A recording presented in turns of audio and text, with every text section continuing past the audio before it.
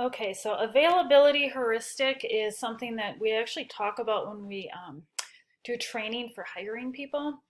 So now at Valpo, when we hire someone, we have to do training on how to remove our implicit bias. So one thing that we do is we base estimates about the likelihood of an event not on objective fact, but on similar events that come to mind quickly. So what happens is if I see someone that's like myself, I think that's a pretty low risk hire, right? So if I see someone who's an American woman who really likes teaching, I'll be like, oh yeah, I just have a really nice feeling about her. And so this is one reason that we might have fewer actually women in economics, but also minorities in economics hired. The other thing is physicians may overdiagnose a condition they just saw. I just saw this weird thing.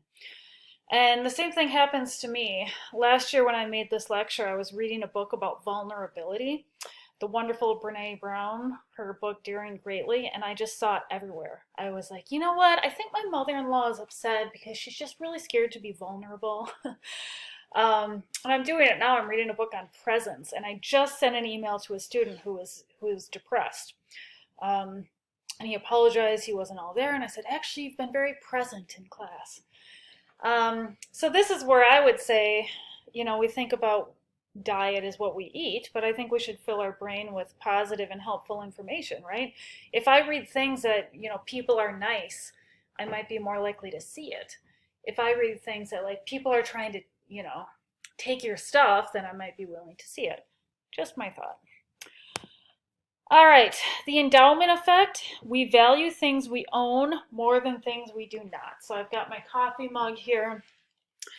If I was to buy this, I don't know, $4 I'd pay for it. It was a gift. But if you wanted to buy it from me, it'd be like $7, right? And I remember my parents had a garage sale. They downsized, and my dad was notorious for marking stuff too high. He had this like old dining room table, and he tried to charge $300 for it. Of course, no one bought it. This is why we have hoarding tendencies, right? It's mine. It's worth a lot. So the cost is it costs us more to give up something than we would pay to get it. Loss aversion, this is one that we can get a lot of policy implications from. We care more about losses than we do about gains. So if we get a $300 bottle of wine, our increase in happiness is less than our decrease in happiness if we broke a $300 bottle of wine. So the classic example of this is the Hershey's candy bars, Hershey's milk chocolate candy bars. So they used to be 5 cents. But when the price of the ingredients went up, rather than charge more, they just made the bar smaller because people perceive a price increase as extremely harmful. The other useful thing to think about is free trial periods. So it's difficult to give up something that we've gotten used to. I do this thing called Duolingo every day. I'm learning Spanish very slowly. And every 50 days in a row, I get a free trial. And that's what they think. It costs us a lot to give up that privilege, so we're more likely to buy it. And so this suggests that penalties may be more effective than rewards. So if I'm trying to think of an example. If in class I say, I don't know, I'm taking away your ability to talk to each other, that might be more effective than, hey, if you do well, you can talk to each other.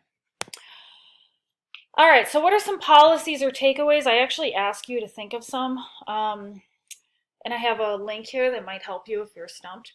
One thing that we can think about is there are programs that donate to a cause you hate when you don't meet your goals. My friend Amy was doing this for a while.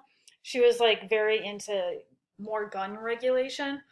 And so she had, like, if she didn't meet her goals, it would donate her money to the NRA. So she was very concerned with meeting her goals, right? Something I do is I make working on my dreaded project my default option. That's what I do every day. So when I was pre-tenure, I had to work on research, and it was a very stressful thing, very difficult thing for me, easy to put off. So I do these things called POMs, which is 25 minutes at a time, and then I get a break.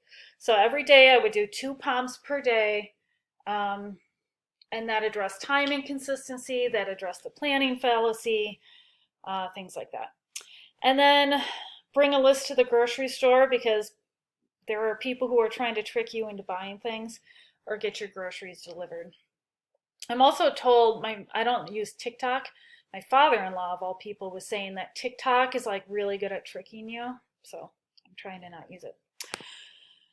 Okay, so what I'm going to do for your homework this week, because I've kind of gone off of the Connect here just for kind of a fun week, is I've posted just an assignment on Blackboard, and I don't think it'll take you a lot of time. I probably won't penalize you much for the wrong answers. It's more just an incentive to pay attention.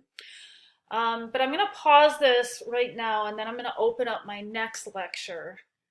So bear with me. Okay, so I moved on to the next lecture now. This probably won't take too long. I think a lot about how to add value to this class for you, especially for people like Jeff, who have taught this for like 25 years.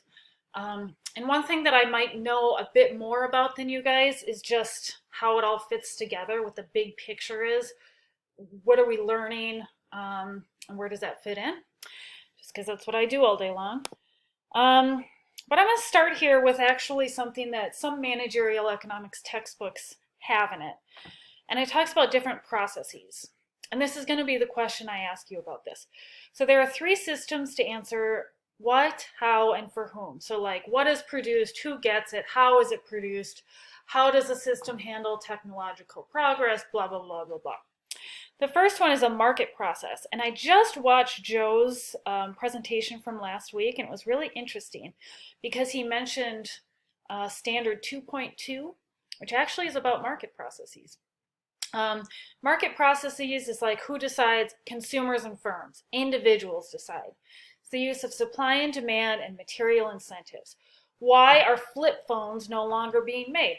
Because no one's buying them, right? Why are they using better technology to produce clothing? Because they're motivated by profits, right? The second is command processes. This is the use of the government or some central authority. Now, I've got 2 students in my other class. One is from Afghanistan and the other is from Burkina Faso, which is a West African country. And it's so interesting because when I ask them questions, they'll say things like, well, they're deciding to raise prices. Well, who's they? Well, the government, right? Who decides the price of oil? Well, they decide. We're so used to, in the US, we're used to, market processes determining so much of our economy, maybe like 70% of our economy. And they're not used to that, right? It's totally different. And so it's really interesting. And so those of you that teach Marxism, which I think a lot of social science, social studies teachers do, this would be like a Marxist thing. And if people say, well, why do you have to learn about Marxism? It's obsolete. First of all, it's not. Our government actually does do a lot. Our government provides public education. The reason you guys are taking this class is because of something the government did, right? Decided on different qualifications. It provides roads or whatever. And also at its peak, 50% of the world's economy was living in Marxist economies. So it's kind of a big deal. It's something we need to know about. And then there are traditional processes. These are the use of customs and traditions. So my student from Afghanistan said, you know what, in Afghanistan, this is super common in the rural areas. And he saw more of a market process in the urban areas. But this would be like, I had a student from Nepal last year, and she said, you know what, in my country, a business is always passed down to the son, not to the daughter. That is a traditional process. In Islamic banking, in the Islamic religion, you're not supposed to charge interest. And so banking is like this weird way of getting around that. Traditional processes are really important in much of the world. So that's something else to keep in mind. So where does this class fit in? This class fits in completely market processes. So it's actually a really narrow part of what's happening in the world. And specifically, it's what I call neoclassical economics. I kept talking about that in the last video. Neoclassical economics is focused mainly on market processes. It's hardcore micro. emphasizes utility, profit maximization, market efficiency, determination of equilibrium. We assume people are rational, we assume we can get to an equilibrium, and we assume automatic price adjustments. So behavioral economics is non-neoclassical, right? Because it's questioning this assumption here. So there's like neoclassical economics. I was trained as a neoclassical economist. There's these other things too. So development, which is my field, so like my core training was neoclassical, and then I learned this development stuff. That's a lot of it is non-neoclassical. We assume multiple equilibria. We take into account cultures, things like that.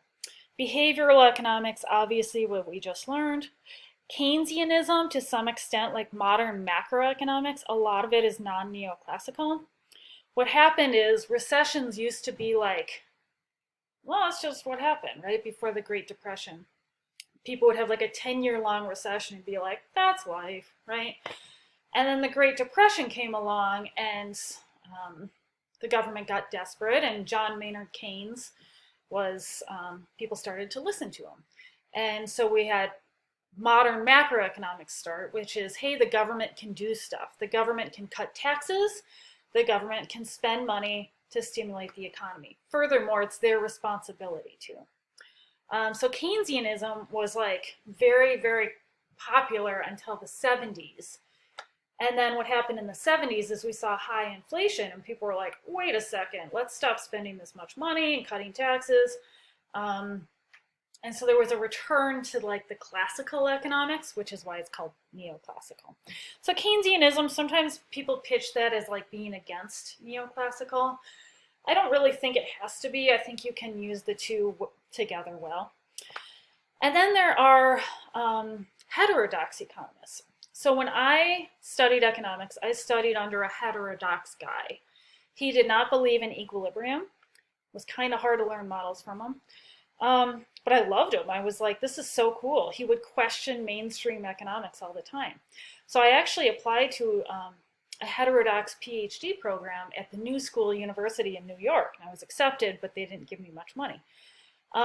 There are a few schools that teach this. The most notably University of Massachusetts Amherst.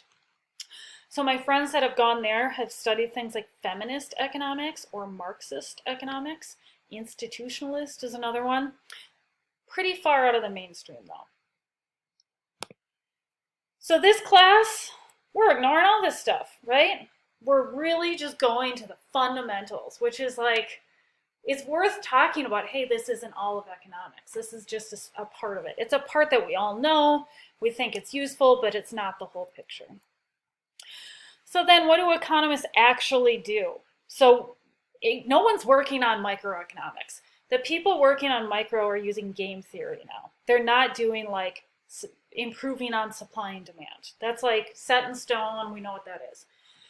But there's really two branches of economists. One is a theoretical economist. At one point I thought I wanted to do this. Was not a good fit for me. Most are empirical, and that's what I do. So really we're testing theories with data. What does the data actually say? And so most of our time is actually spent with data. So I was going to show you guys, I have a paper that's in the process of getting published. This is my manuscript. I have to proofread it. Yeah, the Pentecostal gender paradox, Pentecostalism, and intimate partner violence in Ghana. This is an empirical paper.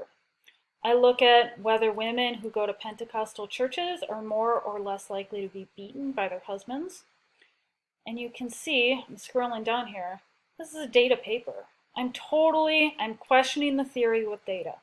And the theory is unclear. Women who go to these churches, some people say they're more empowered, some people say they're less. They subscribe to traditional gender roles. I've gone way into the feminist economics literature, which I was not familiar with. But it's data, right? Like this is an econometric paper. So, we teach you micro, we teach you macro, and this is something we all know about.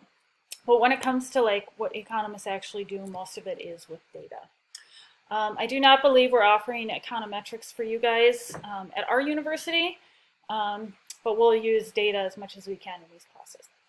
So that is it. I hope you all have a wonderful week.